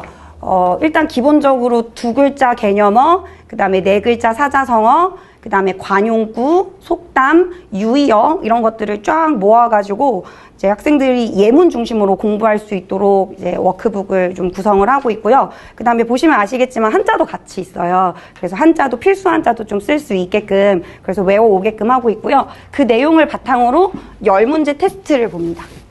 10문제 테스트를 보고요. 그 다음에 학생들이 또 이게 과제집에 같이 실려 있으니까 또 갖고 다니기 무겁잖아요. 그래서 작은 그 포켓북으로 만들었어요. 작은 포켓북으로 만들어서 그거 들고 다니면서 좀 외울 수 있게 포켓북으로도 좀 만들어서 이렇게 이제 외워오면은 테스트를 보게 되고요. 그 다음에 이 내용에 대해서 일정 점수를 넘지 못하면 이제 재시험을 보게 됩니다. 그리고 재시험에서도 통과를 못하면 그때는 진짜로 클리닉을 부르는 거예요. 근데 이제 클리닉의 경우는 사실은 요렇게 불려서 오는 친구들도 있지만 선택해서 본인이 보강이 필요해서 오는 경우들도 있어요. 그래서 저도 그렇고 선생님들도 그렇고 그렇게 좀 선택해서 올 수 있도록 학생들이 좀 동기부여도 하고 있습니다. 그러니까 재시험 왜 그런 경우 있잖아요. 그 재시험은 아닌데 재시험 간당간당해서 늘 가는 친구들 있죠. 그런 친구들한테 좀 이제 클리닉 오라고 저희가 좀 동기부여를 하고 있습니다. 그 다음에 두 번째 36페이지 보시면요. 담임 강사 제도가 있습니다. 그래서 저희가 기본적으로 수업은 3시간 20분 동안 테스트까지 포함해서 3시간 20분 동안 수업은 각자 맡은 선생님들이 있어요. 근데 이제 그 반에서 정해진 담임 강사가 있습니다. 그래서 이 정해진 담임 강사가 학생 성적 관리, 그 다음에 학습 태도 관리, 그 다음에 상담 업무를 진행하고 있어요. 그런데 이제 저희 학원의 사실 장점 중에 하나가 선생님들이 금요일 6시, 토요일 10시, 2시, 6시, 일요일 10시, 2시, 6시 모든 타임에 같은 선생님들이 수업을 진행하시기 때문에 그래서 저희 학원 장점 중에 하나가 만약에 내가 원래 토요일 10시인데 시간이 토요일 10시가 그날이 안 돼. 그러면 대체해서 다른 시간으로 오는 게 저희 학원의 사실 장점 중에 하나긴 해요. 그렇긴 한데 가급적이면 담임 강사가 학생의 학습 상황에 집중을 좀 하려면 계속 왔다 갔다 옮겨 다니면 저희가 그 학생을 파악하기가 너무 어렵습니다. 그래서 어머님들께서도 이거는 학생을 위해서 학생의 학습 상황을 저희가 조금 더 집중해서 보기 위해서 물론 학생이 옮겨오면은 출석부에 다 있어요. 그래서 선생님들께서 보시고 이렇게 옮겨왔구나를 확인을 하시긴 하겠지만 그래도 이렇게 왔다 갔다 하는 것보다 딱 고정된 그 자리에 계속 오면은 저희가 그 학생에 대해서 조금 더 파악하기 쉽고 또 좀 더 집중할 수 있기 때문에 제가 개강 안내문에는 가급적이라고 적었지만 어머님들께서는 이해해 주실 거라고 생각하고 반드시라고 바꿨습니다. 네. 그래서 요거는 사실 학생들을 위해서 저희 또 말씀드리는 거기 때문에 좀 등록된 시간에 좀 출석을 할 수 있도록 이렇게 좀 시간을 조정해 주시면 감사하겠습니다. 자, 자, 그래서 이제 담임 강사는요, 이렇게 금요일 6시부터 토요일 2시는 이 비문학 담당하시는 이전영 선생님, 토요일 6시, 일요일 6시는 양소민 선생님, 그리고 10시랑 2시는 이제 김다은, 제가 이제 학습 관리를 담당하고 있습니다. 그리고 이제 중간중간 좀 말씀드렸던 도약 클리닉이 있어요. 그래서 요거는 주중에 진행이 되고요. 각각 이제 맡은 선생님들께서 정해진 시간에 그 전주의 수업을 좀 보강하고 복습하는 클리닉을 진행을 하고요. 보강하고 복습하면서 추가 학습, 추가 문제, 추가 풀이 이런 것들, 해설 같은 것들을 좀 진행하고요. 그리고 독서 클리닉 같은 경우에는 요거는 복습이라기보다는 아까 이제 선생님 좀 설명해 주시겠지만 복습보다는 예습에 가까워요. 자꾸 안 읽어오는 친구들이 안 읽어와가지고 독서 테스트에 이제 시험에서 탈락하는 친구들이 잘 안 읽어온 친구들이거든요. 그래서 이 친구들은 이제 어차피 수업 시간에 한 내용이기 때문에 복습보다는 다시 그런 일이 재발하지 않도록 불러서 이번 주에 읽을 거 선생님이랑 같이 읽자 하는 그런 좀 같이 이번 주에 읽을 분량을 좀 중요한 부분을 같이 읽고 요약하는 그런 활동을 하게 됩니다. 신청 방법은 다음과 같습니다. 네, 그리고 이제 주중에 과제 재검사를 실시합니다. 그래서 과제는 원래 이제 다 못했으면 남아서 하는 게 원칙인데 또 학생들이 또 바빠요. 그래서 겨울방학 때 바쁘면은 그래서 저희랑 좀 약속을 잡아가지고 약속을 잡아서 주중에 다시 돌아와서 과제를 완료하고 갈 수 있도록 이렇게 좀 재검사 일정을 잡고 있고요. 그 다음에 이제 독서 논술 같은 경우에는 말씀드렸던 것처럼 이제 매주 논술 쓰기를 하고 있는데 이 논술 쓰기에서 좀 하위권 점수가 있을 수 있어요. 혹은 하위권 점수가 아닌데 나는 여기서 조금 더 점수를 좀 높여보고 싶다 하는 친구들은 이제 따로 신청을 할 수도 있고요. 그렇게 해서 독서 논술 글쓰기 저득점자 혹은 이제 신청자 대상으로 지난주에 썼던 논술 답안을 1대1로 선생님이 대면 첨삭을 좀 해주시고 있습니다. 그래서 요거는 이제 시간이 수요일부터 일요일까지 시간이 좀 정해져 있어요. 그래서 아마 이제 대상인 친구는 담당하시는 이민희 선생님께서 연락을 어머님들께 좀 드릴 거예요. 그래서 학생이 지금 시간이 어떻게 되나, 요 시간이 괜찮으신가, 시간을 조정해가지고 그 시간 지켜서 보내주시면 되겠습니다. 그리고요. 예비 중3 시간표고요. 여기는 빠져 있군요. 지금 이민희 선생님 있으시죠? 네네. 그 이민희 선생님 여기 지금 39페이지에 있는 이민희 선생님께서 대면 첨삭 진행해 주시게 됩니다. 예비 중3 시간표. 그래서 금요일, 토요일, 일요일. 그래서 총 7개의 수업입니다. 그래서 이 총 7개의 3시간 20분짜리 수업이 다 똑같습니다. 선생님도 똑같고요. 그 다음에 강의도 똑같고요. 다 똑같은데 말씀드렸던 것처럼 담임 강사가 학생들에게 좀 집중하기 위해서는 정해진 등록한 시간에 좀 출석을 해주십사 부탁을 좀 드립니다. 그리고 이제 문법 문학 수업에 대해서 저는 이제 너무 얘기를 많이 했기 때문에 조금 간단하게 말씀을 드릴게요. 이제 문법 수업과 문학 수업은 기본적으로 기본학습, 심화학습, 실전 문제 요 3개의 프로그레스로 갑니다. 그래서 개념을 익히고 그 다음에 작품이나 언어 자료에 대해서 꼼꼼하게 분석하고 실전 문제를 풀어보는 그런 수업으로 진행이 되고요. 이제 수업은 말씀드렸던 것처럼 작품은 교과서에 실려있는 작품 위주로, 그 다음에 고1, 2, 3 평가원이나 교육청에서 기출했던 문제, 필수 작가, 그리고 그 특정 시대의 경향을 알 수 있는 대표적인 작품들, 그 작품들을 좀 위주로 수업을 하고 있습니다. 저는 이제 문학도 결국은 배경 지식이라고 생각을 해요. 말씀드렸던 것처럼 확실하게 아는 작품이 많으면 많을수록 유리하고요. 확실하게 아는 작품이 많으면 많을수록 분석도 쉬워지고 장면을 상상하는 연습도 더 빠르게 됩니다.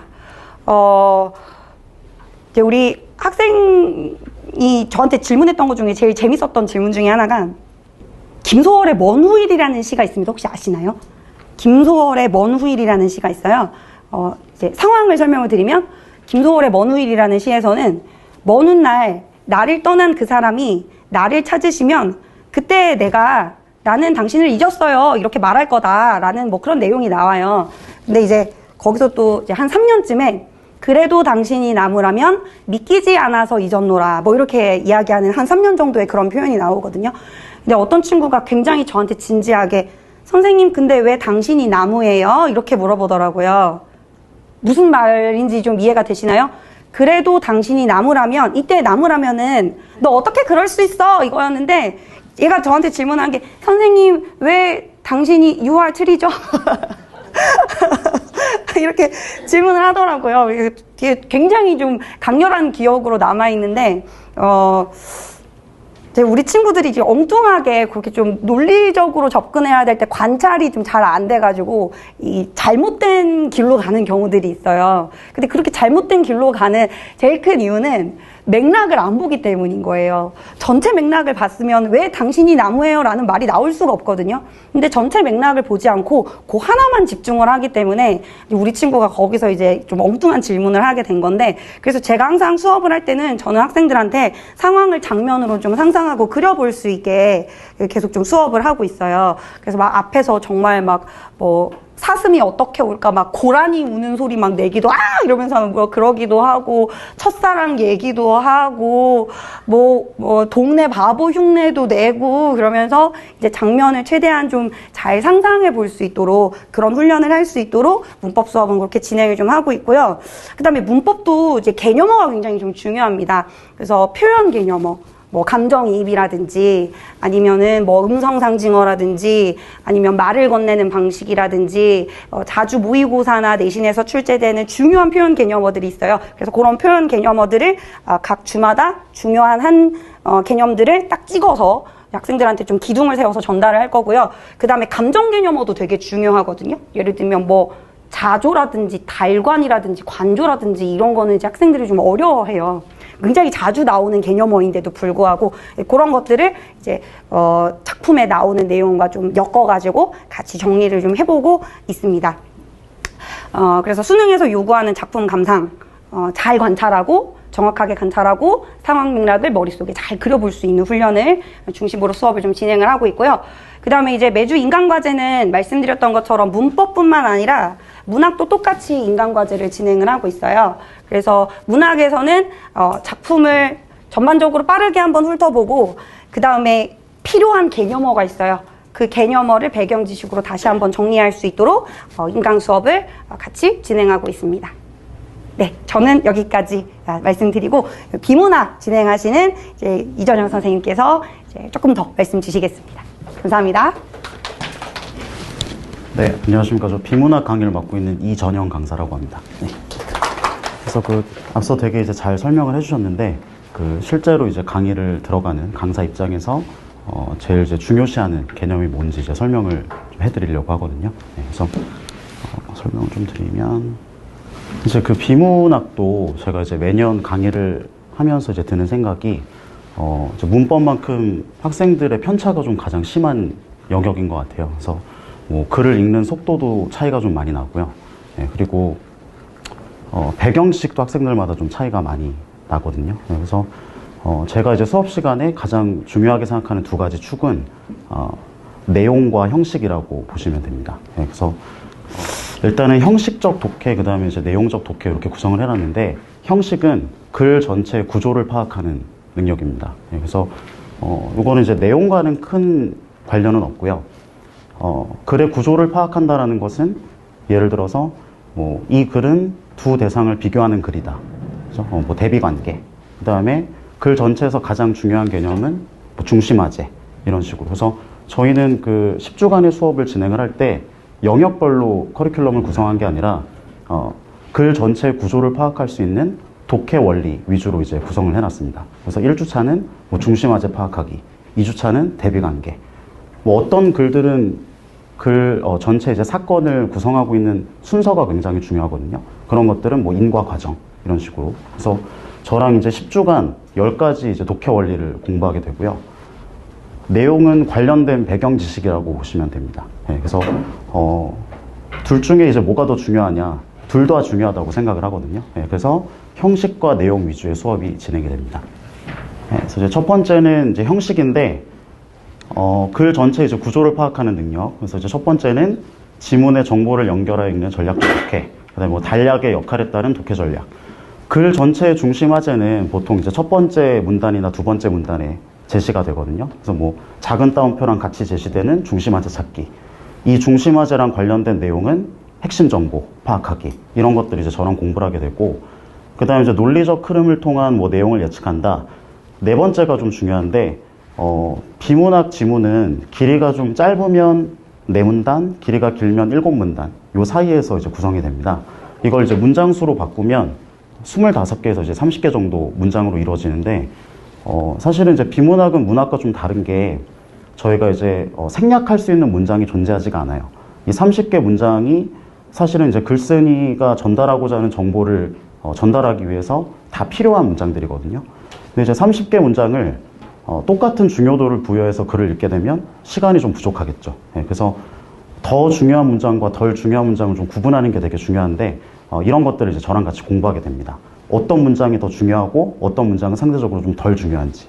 그러니까 이런 것들을 이제 저랑 공부할 때는 접속 표현이나 이런 것들이 굉장히 중요하겠죠. 뭐 그러나라는 접속 표현이 나오면 그 다음에 이제 반대되는 내용이 나온다 라든지, 그리고 예를 들어서 뭐 이전형은 좋은 강사다, 이런 식의 이제 문장들은 일반적 진술이라고 얘기를 하거든요. 그러면 왜 좋은 강사인지에 대한 뭐 이유나 비유가 그 다음에 이제 뒤따라 나오겠죠. 이런 것들을 이제 구체적 진술이라고 하는데, 저랑 이제 같이 공부를 하게 되면은 일반적 진술이 구체적 진술보다는 더 중요하다라는 걸 알 수가 있을 거예요. 그래서 일반적 진술에 좀 더 중요도를 부여해서 글을 읽어야겠구나. 이런 것들이 사실은 형식이라고 보시면 됩니다. 내용과는 큰 관련이 없죠. 네, 근데 그 다음에 이제 내용적인 독해를 보면, 예를 들어서 이제 뭐 사람의 본성을 다루는 글이다. 그럼 이제 철학 지문이겠죠. 뭐 착하게 태어난다, 뭐 성선설, 나쁘게 태어난다, 성악설. 그러면 관련 철학 지식들을 제가 굉장히 좀 자세하게 다뤄줄 겁니다.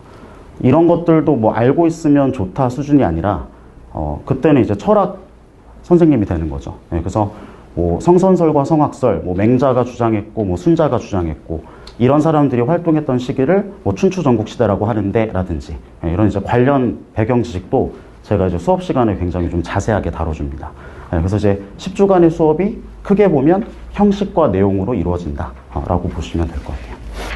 네, 그래서 이제 저랑 같이 하는 비문학 수업은 맨 처음에 이제 독해 원리라는 것을 배웁니다.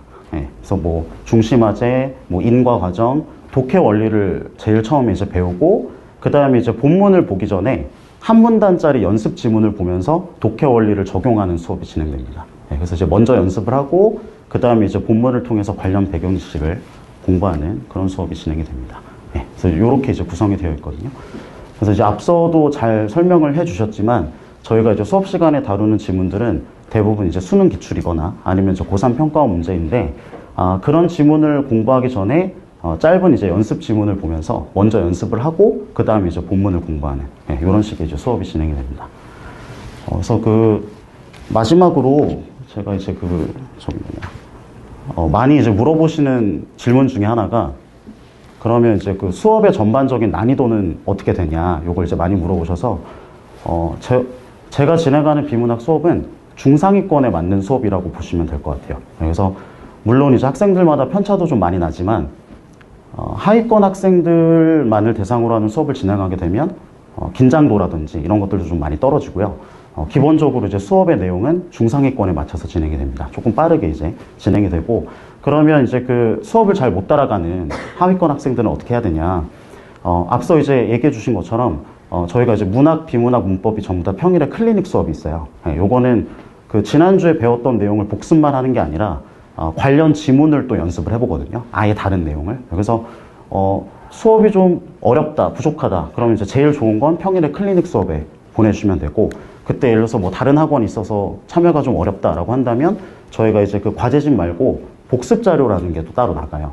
이거는 이제 제가 수업 시간에 진행했던 내용을 다 글로 이제 정리해 놓은 자료가 나가거든요. 그래서 이제 학생이 스스로 혼자서 이제 공부를 하면서 수업의 내용을 좀 복기할 수도 있고요.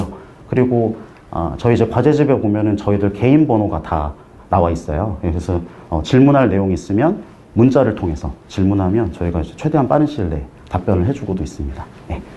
여기까지 비문학 수업에 대한 내용을 좀 간략하게 설명을 드렸고요. 이어서 그럼 소민쌤께서 독서논술 수업에 대한 내용을 정리해 주시겠습니다. 감사합니다. 네, 안녕하십니까. 네, 저는 독서논술 수업을 담당하고 있는 양소빈 강사라고 합니다. 네, 오랜 시간 이렇게 앉아 계시느라고 너무 고생이 많으신데요. 저희 학생들은 사실 학원 한 번 가면은 한 2시간, 3시간 앉아 있잖아요. 이제 학생들 마음을 헤아리는 시간이라고 좀 생각해 주시면 좋겠습니다. 우선은 제가 이제 학생들을 지도한 지는 한 20년이 넘어가요. 네. 좀 동안이죠. 네, 농담이고요. 네. 우선 이제 독서논술 수업은요, 네. 항상 학생들이 좀 수업에 집중할 수 있게 흥미에 좀 목적을 두고 있어요. 우선 학생들은 책을 싫어합니다. 요즘 재밌는 게 너무 많아서 이제 책을 좀 멀리 하려고 하죠. 그래서 최대한 이런 책들도, 이런 두꺼운 책, 뭐 아주 중요하다고 하는 책들도 재미가 있다라는 거를 좀 제가 이렇게 각인시켜주고 싶어서 항상 재미있는 에피소드들을 많이 준비를 해요. 자, 그리고 우리 학생들한테 또 실질적으로 도움이 돼야 되겠죠. 그래서 지식. 네, 배경 지식을 형성할 수 있도록 수업하려고 노력합니다. 네, 그리고 책을 읽는 방법, 네, 방법을 알려주는 수업이라고 생각하시면 돼요. 그러면 단계별로 어떻게 진행하는지 말씀을 드릴게요. 네, 우선 독서논술 과목은 독서와 논술로 구성되어 있어요. 독서와 논술. 네, 독서라고 하는 거는 정확하게 읽기라고 보시면 되는데요. 모르는 단어도 있을 거고, 그리고 구조적으로 좀 이해가 안 되는 문장도 있을 텐데, 그런 내용들을 저와 함께 이제 부분 또 중요한 내용도 확인해 가면서 읽고 배경 지식을 확장하고요. 그리고 이러한 배경 지식을 통해서 새로운 내용을 이해하도록 합니다. 이것은 결국 수능 비문학 독해하는 데 도움이 되도록 하는 거라고 생각하시면 되겠어요. 그리고 논술은 지금까지 읽었던 내용을 바탕으로 그 중요한 쟁점 관련 논제의 답을 쓰는 시간이라고 생각하시면 돼요. 그냥 이 흩어진 생각들이 그냥 계속 머릿속에만 있으면은 정리가 안 돼서 무슨 얘기를 했는지 뜨문뜨문만 생각이 납니다. 그래서 이것을 정리하는, 규칙에 맞게 정리하도록 하는 그 과정이 논술 쓰기라고 생각하시면 될 것 같아요. 그래서 흩어진 생각을 규칙에 맞게 논리적으로 사고할 수 있도록 한 단계 한 단계 글 쓰는 과정을 점진적으로 가르치는 수업이라고 생각하시면 될 것 같고요. 그리고 우선 목표는 입시 논술보다는 사실 당장에 있는 우리 내신 서술형, 그리고 우리 그 비문학 독해 하는 데 있어서 필요한 문장 구조 이렇게 연습하는 거라고 생각하시면 될 것 같습니다. 그리고요, 이 독서는 아무 책이나 선정해서 읽게 하는 게 아니라 우선 그 배경 지식이 될 만한, 그리고 우리 수능 국어에 출제되는 주요 주제를 다룬 책들로 선정을 합니다. 그래서 인문, 사회, 과학으로 이제 골고루 영역을 넓혀서 이제 다양하게 접할 수 있도록, 학생들은 사실 스스로 읽으려고 하는 거에 한계가 있어요. 그래서 너무 흥미만 이제 쫓는 것은 아니고 우선 도움이 되도록 책을 선생님들하고 여러 시간을 거쳐서 회의한 끝에 이제 결정을 하고요. 그리고 책을 읽고 정리하는 것을 제가 보여줘요. 자료를 통해서 마인드맵으로 구조화를 시켜가지고 학생들이 읽었던 내용들이 이러한 내용으로 정리되어 있다라는 걸 보여주려고 합니다. 자, 이 과정을 통해서 정독 습관을 기를 수 있는데요. 학생들이 제대로 읽었는가, 읽어오라고는 시켰는데 제대로 읽었는가를 확인하는 독서 퀴즈도 마련되어 있습니다. 자, 이게 예시 자료인데요. 제가 매주 책 내용을 이렇게 마인드맵 형식으로 정리를 해줘요. 그러면 이제 상위 개념에 맞춰서 하위 개념들이 어떻게 연결되는지 이제 학생들이 눈으로 확인하고 다른 책에도 적용할 수 있고, 그리고 내신에도 적용할 수 있도록 그렇게 수업을 구성하고 있습니다. 학생들이 정리하는 법을 잘 몰라요. 그냥 뭐 하위 개념들만 쭉 이렇게 나열하는 경우들이 많은데, 그러면 이 개념들을 묶을 수 있는 상위 개념을 못 찾아서 핵심어를 못 쓰는 경우들이 많습니다. 그래서 이제 글을 읽을 때는 항상 상위어와 하위어를 기준으로 해서 세부적인 내용들을 연결하도록 그렇게 책을 읽는 방법을 알려주고 있습니다. 그리고 오른쪽에 있는 것은 이제 독서 퀴즈 문제인데요. 많이 어렵진 않아요. 책을 읽었으면 알 수 있는 그런 문제들로 구성을 해서 테스트를 봐서 만약에 통과가 안 된다, 이제 기준 점수가 80점인데 제대로 안 읽었다 하는 친구들은 너는 다음 주에도 제대로 안 읽어오겠구나 라고 예상을 하고 미리 불러서 주중에 같이 책을 읽습니다. 그리고 책 내용을 같이 정리하는 그런 훈련, 그리고 요약하는 훈련을 하도록 할 겁니다. 그리고 이제 논술 작성하는 시간에는요, 논제를 제시해요. 근데 수업 시간에 다뤘던 내용들에서 쟁점으로 삼을 만한 그런 논술 문제를 제시하는데, 이 논술 문제의 형식은 사실 입시 논술에 나왔던 그런 유형, 그리고 요약하는, 그 지문을 요약하는 그런 논제로 구성을 합니다. 그래서 요약 글쓰기, 그리고 관점 적용하는 글쓰기, 문제를 해결하는 글쓰기를 학습할 수 있도록 문제를 이제 구성하고 있고요. 그리고 글의 흐름에 따라서 학생들이 전개를 잘 해야 되잖아요. 그냥 써봐라 하고 논제만 주면 그냥 하루 종일 멍하게 있는 친구들도 있고, 그냥 막 단어만 나열하는 친구도 있고 해서 우선 A단계, B단계, C단계가 왜 이렇게 연결돼야지 논리적인지에 대해서 한 단계 한 단계 학습을 시킵니다. 그래서 다른 학원에는 없는 저희 학원만의 특색이라고 할 수 있는 게 바로 이 모범 개요인데요. 이게 학생들한테 글을 쓰는 것에 대한 두려움을 없애주는 그런 장치라고 생각을 합니다. 이제 개요가 있으면 사실 핵심이 되는 키워드를 수업을 들었던 내용을 바탕으로 해서 이제 채워놓고 그 다음에 그것을 완성하는 단계를 거치면서 글쓰기에 대한 두려움과 그리고 부담감을 줄여주는 거예요. 그리고 학생들한테 개요 없이 쓰라고 하면 하루 종일 붙잡고 있어요. 우리는 시간이 없는 사람들이고 그리고 또 다른 과목들도 공부를 많이 해야 되기 때문에 효율적인 글쓰기를 위해서 이렇게 모범 개요를 제시합니다. 학생들 이제 연습이 좀 된 친구들은 그냥 개요 보고, 개요가 짧아도 그거 보고 막 작성을 하기 시작을 합니다. 그래서 이 모범 개요가 이제 어머님들이 보셨을 때는 우리 학생의 창의성을 좀 향상시키지 못하는 그런 게 아닐까라고 걱정을 하실 텐데, 우려를 하실 텐데요. 사실 이 개요를 주고 그거에 맞게 쓰는 연습이 되어야 사실 우리 조건에 맞춰서 쓰는 연습이 되는 거예요. 사실 입시 논술도 그렇고 학교 서술형 문제도 조건에 맞춰서 쓰는 거지 너의 창의성을 펼쳐봐라 이런 문제는 없어요. 너가 생각한 거 마음대로 상상을 펼쳐 이렇게 하는 문제는 없습니다. 그래서 이 교육과정을 따라서 지금 우리 입시제도에 맞춰서 서술형 문제를 작성하기 위해서는, 답을 작성하려면 이렇게 조건에 쓰는, 조건에 맞춰서 A 다음에 B, 그리고 B 다음에 C로 넘어가는 그 과정들을 자꾸 학습을 해야 돼요. 네, 그래서 점진적으로 제가 그 과정들을 연습을 시킬 거고요. 그리고 이제 써서 제출을 하면은 사실 되게 좀 학생들의 문장들이 되게 다양해요. 이거 보면 되게 일괄적으로 정답을 쓸 것 같잖아요. 아닙니다. 호응 관계가 안 맞아요. 나의 꿈은 합격하기를 바란다. 막 이런 거예요. 그러니까 주어 서술어 호응 관계가 너무 맞지 않는 그런 문장들을 쓰는 경우가 많습니다. 그래서 문장 표현력도 이제 길러야 되는 거고, 그 다음에 이제 A 다음 B, 그 다음 C 다음 D가 되는지 그 이유를 생각하면서 논리적으로 구성하는 연습을 해야 되는 거죠. 자, 그러면 이게 완성된 글의 형태를 이제 우리 친구들이 그 다음 주에 이제 받게 되는데, 그러면 이 모범 답안하고 본인의 그 답안하고 비교해 보면서, 아, 내가 이런 부분에서 접속사를 뭘 잘못 썼구나. 아, 내가 주어 서술어 호응 관계를 잘못 썼구나. 이렇게 확인하면서 좋은 글의 구조와 표현이 무엇인지를 확인할 수 있게 되는 겁니다. 그래서 모범 답안 옮겨 적기라는 과제까지 수행하도록 진행하고 있습니다.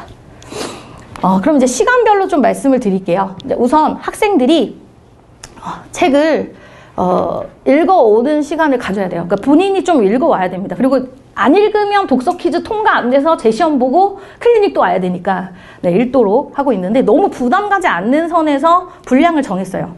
그러니까 많아봤자 한 150페이지 정도밖에 안 됩니다. 한 주에 150페이지 정도 되거든요. 그리고 문장 서술이 너무 어려운 거는 좀 분량이 적어요. 정의란 무엇인가 같은 경우는 핵심 그 부분만 읽어올 수 있도록 좀 줄여놨어요. 그래서 한 주에 한 두 주에 한 권. 네. 아니, 한 주에 두 권이죠. 한 주에 두 권. 네, 한 주에 두 권. 아니죠? 지금 잘못 나온 것 같아요. 그러니까 두 주에 걸쳐서 한 권을 읽는 거예요. 네, 잘못되어 있네요. 네, 제가 이렇게 숫자에 좀 약해서. 네, 한 권을 쪼개서 읽는 그런 분량이라고 생각하시면 됩니다. 그래서 학생들한테 최대한 부담을 줄이도록 그렇게 노력을 하고 있습니다. 네, 두 주에 한 권. 네, 너무 큰 차이인데요. 두 주에 한 권. 네. 그리고 학생들이 이 책을 읽어가면서 기본학습의 빈칸에 답을 채우면서 이제 글을 어떤 점에 초점을 맞춰서 읽어야 되는지 확인을 하고요. 그리고 제대로 읽었는지 확인하는 독서 퀴즈를 통해서 좀 꼼꼼하게 안 읽은 친구들은 그 다음 주에 좀 통과될 수 있도록 제가 주중에 클리닉을 진행할 예정이고요. 그 다음에 수업 시간에는 이렇게 학생들에게 꼭 필요한 정보들을 가지고 정리를 해줘요. 그리고 이제 좀 수업 시간상 못한 부분에 대해서 그 책 내용에 대한 정리는 마인드맵으로 프린트를 만들어서 제공합니다. 그리고요, 네, 한 30분간 배경 지식, 예를 들어서 뭐 정의란 무엇인가에서는 뭐 공리주의나 자유주의, 칸트 철학에 대해서 이제 다 배워요. 근데 수업 시간에 최대한 학생들한테 생각할 수 있도록 제가 질문도 좀 많이 하고요. 그리고 좀 재미있는 예시하고 그다음에 흥미로운 것들을 좀 섞어가지고 이제 배경 지식을 좀 확장할 수 있도록 그렇게 수업을 진행하고요. 그다음에 이제 이 수업 시간에 했던 내용과 관련 있는 그런 논제를 제시해서 학생들이 이제 좀 생각해보고 글을 쓸 수 있도록 방향 제시를 합니다. 그리고 개요에 맞춰서 이제 수업 시간에 했던 내용들을 종합해서 빈칸 채우고 문장을 완성해서 제출을 하고 귀가를 하면 제가 주중에 선생님들하고 이제 채점을 같이 해가지고 그 다음 주에 나눠줄 거예요. 그러면 이제 본인의 점수를 받겠죠. 근데 95점 만점이에요. 우선 개요를 주기 때문에 95점 만점인데, 최저점이 한 60점대인 경우도 있어요. 그래서 이제 학생들이 되게 기분 나빠요. 제가 왜 이 점수죠? 막 이런 친구들도 있는데, 이유를 모르는 친구들은 이제, 뭐 제가 첨삭한 내용을 보면 알 수는 있지만 좀 더 자세하게 알고 싶다 하는 경우에는 1:1 첨삭 시간을 통해서 학습하면 될 것 같습니다. 네. 그리고 이 채점 기준이에요. 그냥 아무렇게나 정한 게 아니에요. 예쁘면 점수 더 주고 못생기면 뭐 점수 깎고 이런 거는 아니고 엄연한 기준이 있습니다. 그래서 우선 모범 개요에 따라서 단계적으로 글을 잘 연결할 수 있는가, 그 기본적인 것이 이제 2점이에요. 그래서 2점씩 감점이 된다고 생각하시면 돼요. 그래서 한 문장에서 8점 정도 감점이 되면 점수가 한 60점대 나오기도 해요. 그래서 좀 점수가 안 나오는 친구들은 1:1 클리닉을 통해서 내가 어떤 점에서 부족한지 좀 개인적으로 학습을 하고 가는 게 도움이 됩니다. 맞춤법이나 띄어쓰기, 이런 것도 좀 감점 요인이고요. 문장의 호응, 이게 제일 또 중요하죠. 그리고 이제 전체적인 그 논리력, 논리에 그 어긋나는 그런 내용이 들어가 있으면 또 감점이 됩니다. 이런 명확한 기준을 가지고 채점을 하는 것이기 때문에 학생들이 좀 최대한 본인들의 단점을 보완하는 그런 과정을 거칠 수 있다고 생각하시면 될 것 같아요. 이게 이제 또 예시 그 사례인데요. 70점 받은 친구예요. 보면은 그냥 대체 복무를 시행하면 정말 끝이다, 이렇게 쓰는 경우들이 있어요. 그러면은 좀 억지스러운 표현도 눈에 좀 보이고, 그 다음에 개요 작성이 안 된 상태로 글을 쓴 경우라서 좀 앞뒤가 맞지 않습니다. 이런 경우는 최하점이라고 보시면 되겠고, 그 다음에 80점 정도의 친구들은 핵심 그 논리가 빠져 있는 경우예요. 핵심 논리가 빠져서 이렇게 뭐 중복되게 쓸데없는 것들을 쓰는 경우나 아니면은 좀 논리 관계가 명확하지 않대, 인과 관계가 명확하지 않을 때 이렇게 감점이 된다고 보시면 되겠습니다. 그리고 이제 90점 이상 받는 친구들은 개요로 제시된 그 문장을 완성해서 논리적으로 연결하는 그런 글을 쓴다고 보시면 될 것 같아요. 그래서 제가 코멘트를 이렇게 써가지고 학생들이 어떤 점에서 잘했는지 못했는지를 확인할 수 있도록 이렇게 첨삭지를 써서 나눠줍니다. 그러면 이 부분을 보면서 이제 지난주에 쓴 거잖아요. 그럼 지난주에 쓴 것과 그리고 이번 주에 프린트로 받은 모범 답안하고 비교해가지고 본인이 좀 보완할 부분들을 좀 더 확인해서 과제집에 옮겨올 수 있도록 그렇게 필사 과정을 과제로 제시합니다. 네. 그러면 이제 도서에 대해서 좀 소개를 잠깐 해드릴 텐데요. 우선은 아까 김다은 팀장님이 말씀하신 대로 이 책들은 그냥 아무렇게나 정한 책이 아니라 비문학 지문으로 구성되는 주제와 관련된 책이에요.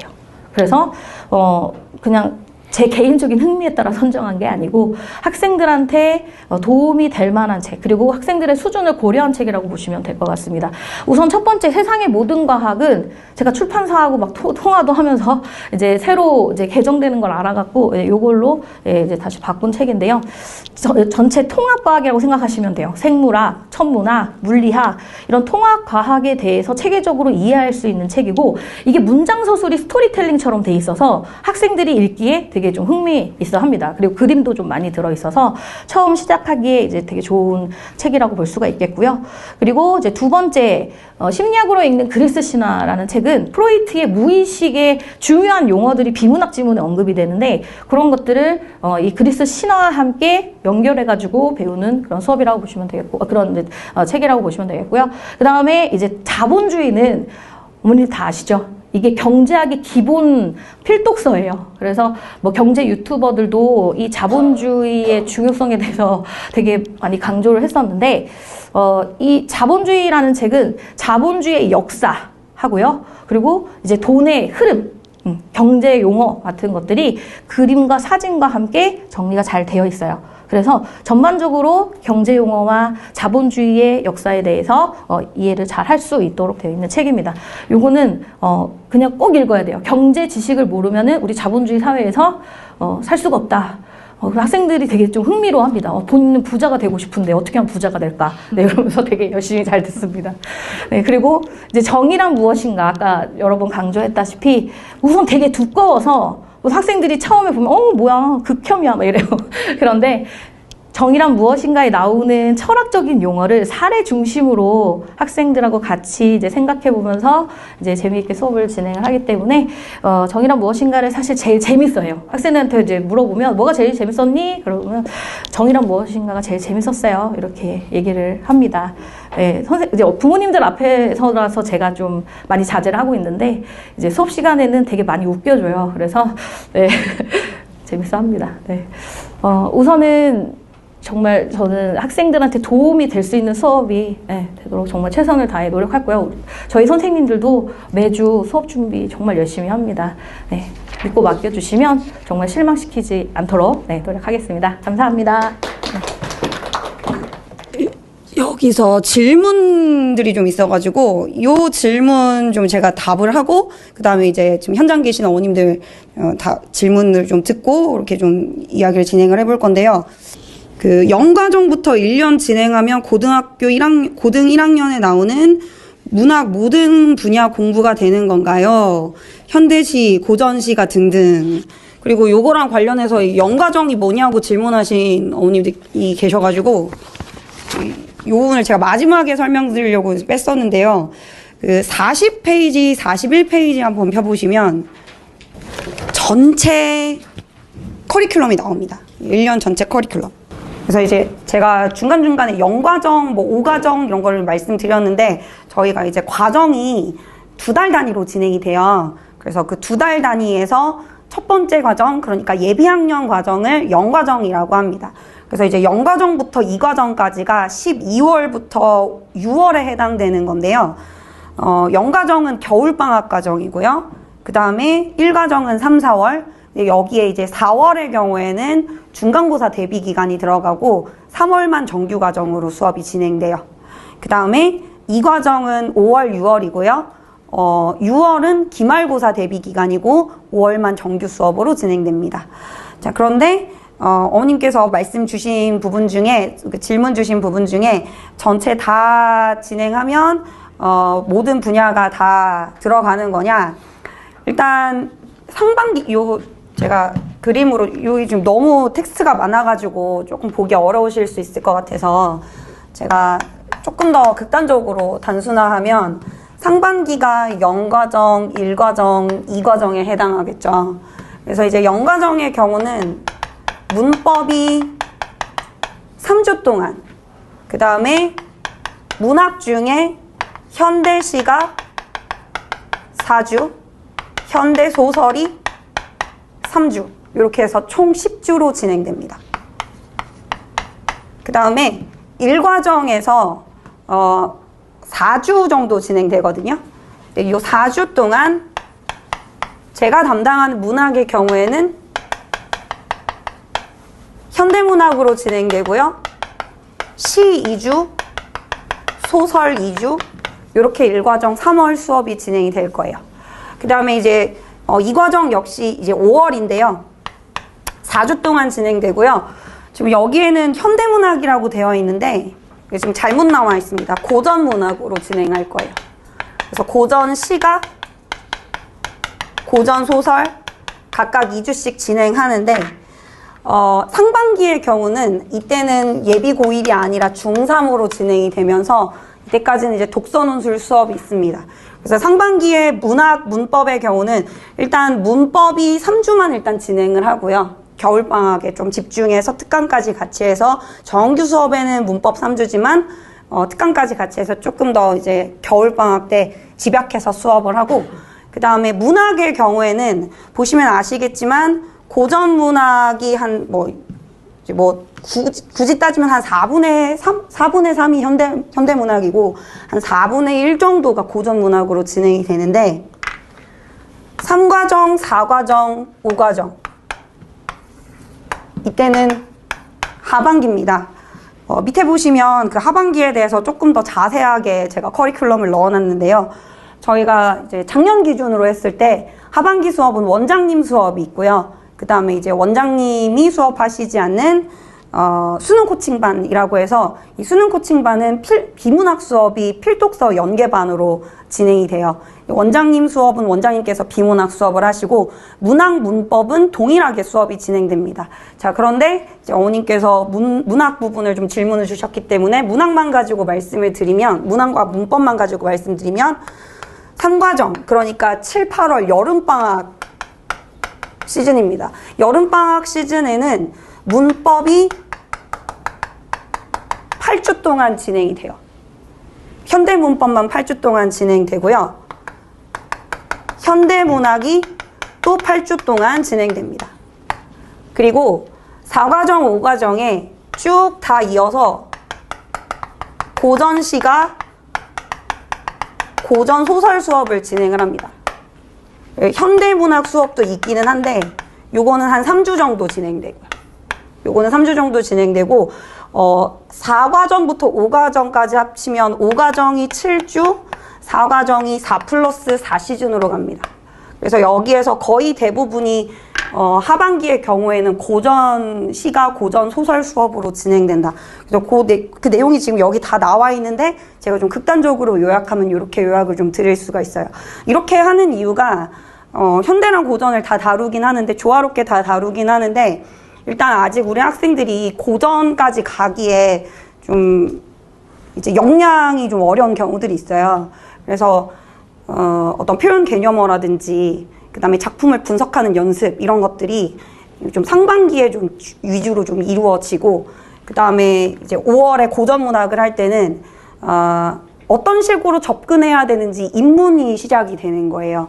그래서 사실 고전 시가나 고전 소설이 배경 지식이 어느 정도 잘 갖춰져 있기만 하다면 오히려 현대시나 현대소설보다 접근하기 오히려 더 쉽습니다.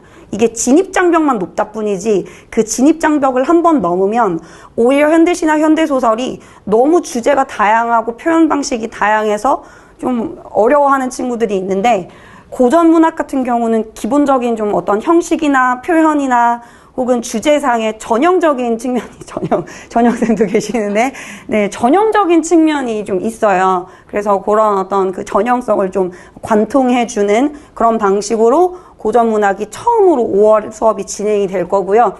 그 다음에 이제 4과정, 5과정에서 고전시가, 고전소설 수업을 조금 더 집중적으로 진행을 하면서, 이때 이제 학생들이 사실 한번 뚫으면 괜찮아지긴 하지만 그래도 가장 진입장벽을 높게 느끼는 게 고전 문학이기 때문에 여기에 조금 더 집중해서 4과정, 5과정, 그러니까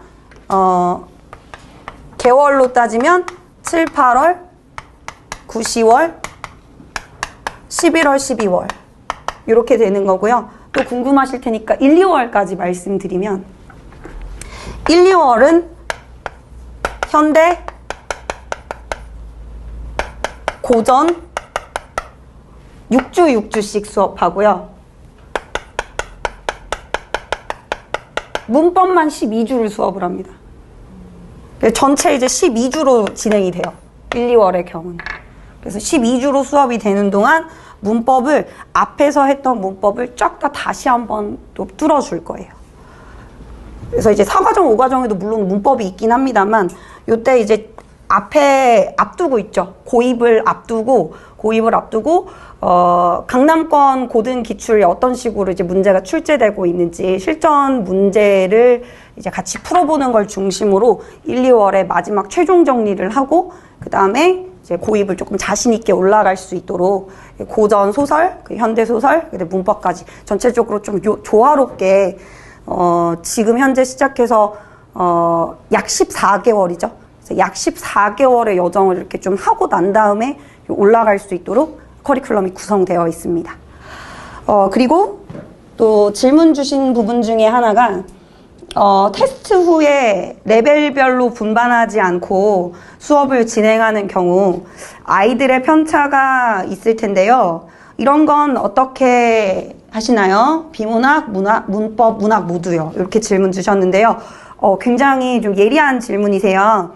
그런데 사실 수업을 실제로 진행을 해보면 가장 편차를 많이 느끼는 부분은 문학이나 비문학이 아니라 문법이에요. 문법이 편차가 제일 커요.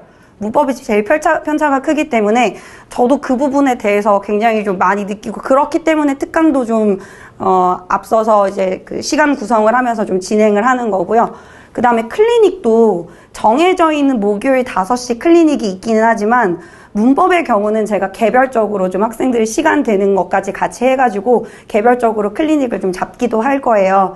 그래서 제가 수업 진행하고 재시험이 걸리는 친구들, 테스트 점수가 좀 잘 안 나오는 친구들, 개별적으로 요청하는 친구들, 제가 보기에 수업 시간에 이 친구 좀 도움이 필요하다 싶은 친구들은 같이 모아서 개별적으로 클리닉을 조금 더 다른 시간을 좀 잡든지 아니면 그 시간 그 친구만 따로 뽑아가지고 개별적으로 클리닉을 하든지 그래서 이제 겨울방학을 좀 제 학생들이 특히 문법에 있어서 좀 자신감을 갖고 갈 수 있도록 수업을 진행할 계획입니다.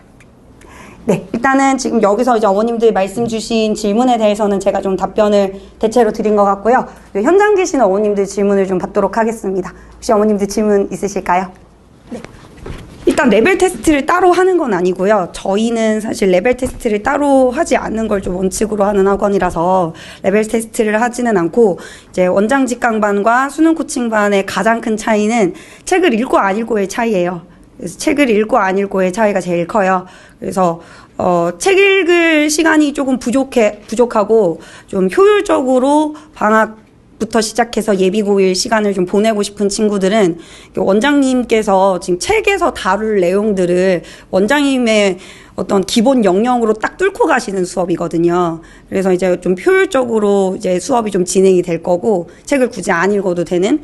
근데 이제 저희가 그 필독서 수업을 넣은 이유가 그래도 예비고일 때까지는 마지막 고등학교 올라가기 직전에 책을 좀 읽었으면 하는 어머님들 좀 수요가 있어서 그래서 이제 그러면 책 읽기가 사실상 비문학이랑 좀 같이 연결이 되기 때문에 저희가 또 이제 앞에서 독서논술 수업을 할 때도 결국 독서논술과 비문학을 좀 연결해서 수업을 하고 있어서 책 읽기랑 비문학을 같이 연결해서 수업을 좀 진행을 해보려고 필독서 연계반으로 이제 그 독서 연계 비문학을 이제 수능 코칭반에서는 진행을 하고 있는 겁니다. 그래서 좀 어떤 좀 시간을 좀 효율적으로 쓰고 싶은 친구들은 원장 직강반, 그리고 마지막까지 좀 책 읽기를 좀 원하는 친구들은 수능 코칭반, 이렇게 선택하는 거라고 생각하시면 좋을 것 같아요. 그리고 또 질문 있으실까요? 네, 맞습니다. 논술 수업은 상반기까지만 하고요. 책 읽기는 이제 12월까지 진행이 되는데 7, 8월부터 12월에 하는 책 읽기는 논술과 상관없이 수능 비문학과 연계해서 진행이 됩니다. 네, 맞습니다. 수능 코칭반을 지금 어머님께서 말씀 주신 부분 아마 지금 스트리밍 어머님들이 못 들으셨을 것 같아서 제가 다시 한번 말씀드리면 수능 코칭반 수업은 저희 3명 선생님이 계속 진행하는 거냐고 그 어머님께서 질문을 주셨어요. 그래서 수능 코칭반에서는 이렇게 셋이서 계속 수업을 진행을 하고요. 그 다음에 이제 원장 직강반에서는 저와 원장님이 수업을 합니다. 그리고 또 이제 또 다른 질문 주신 부분이 쉬는 시간 없이 진행되나요? 5분씩 쉽니다. 5분씩 쉽니다. 근데 대신에 테스트랑 두 번째 시간 사이에 쉬는 시간은 없어요. 테스트랑 두 번째 시간은 붙여서. 테스트 보고 난 다음에 바로 두 번째 시간 수업을 진행이 되고요. 제일 좋은 건 사실은 오자마자 테스트 보고 수업하는 게 제일 좋은데 왜 이렇게 중간에 굳이 하느냐, 왜 그럴 것 같으세요? 늦게 와가지고 늦게 와서 시험 못 보는 친구들이 있어서 일단 첫 번째 수업을 하고 난 다음에 두 번째 시간 시작하기 전에 테스트를 보고요. 그 다음에 숙제검사 시간이 별도로 있냐고 질문을 주셨는데 이게 저희가 이제 수업을 하는 동안 저희 이제 그 사무팀 학생관리팀 선생님들께서 이제 따로 걷어가지고 숙제검사를 좀 해주시고요. 그리고 그 숙제검사를 하시다가 좀 의심나는 부분이 있을 때는 저희한테 직접 좀 보여주세요. 그래서 이 부분은 좀 베낀 것 같다. 왜냐하면 우리 학생관리 선생님들도 좀 빠삭하시거든요. 딱 보면은 눈에 보이는 게 있어요. 이게 어떤 거냐면 이런 친구들이 있습니다. 어머님들도 한번 나중에 한번 보세요. 아무렇게나 표시해놓고 다 맞다고 채점하는 애들이 있어요. 근데 저희는 답을 다 알잖아요. 그래서 이제 그런 경우는 좀 걸러내고요. 그리고 다 베끼고 다 맞다고 채점하는 경우들이 있을 수 있기 때문에 중간중간에 저희가 트랩을 심어 놓습니다. 그래서 해설은 맞게 하고 답 번호는 틀리게 넣어요. 그래서 그렇게 좀 싸우고 있습니다. 이렇게 좀 힘겹게 예, 싸우고 있고요. 그렇게 해서 이제 걸리는 부분에 대해서 저희 학생관리팀 선생님들께서 이제 잡았다 요놈 하고 잡으셔서 저희한테 이제 보고를 해주시면 저희가 이제 거기에 맞게 학생들 각자를 좀 개별 관리를 하고 있습니다. 그 다음에 이제 문법 시간이 늘어나나요? 겨울방학 때 저희가 이제 문법 3주 하고, 그 다음에 특강도 같이 하고, 그 다음에 클리닉도, 집중적으로 한다는 부분에서 이제 문법을 강화한다고 한 거고, 문법 시간이 수업이 더 다른 시간보다 더 늘어난다. 그런 부분은, 네, 아닌 걸로 설명을 드리겠습니다. 또 질문 받겠습니다. 네. 네, 예비중3 과정도 고등학교 교과서에 나오는 작품들 위주로 진행이 돼요.